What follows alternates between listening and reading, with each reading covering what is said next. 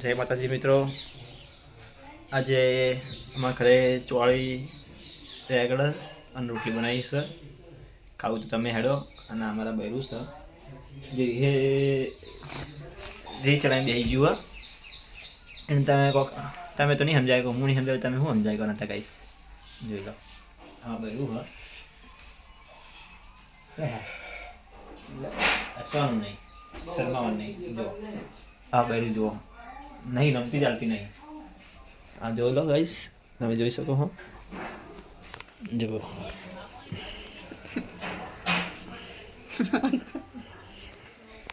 તો ગાઈસ, હું કોમે જઈને આવ્યો હું કારખાનેથી અને ખાવામાં આવું નાટક કરે ગાઈસ.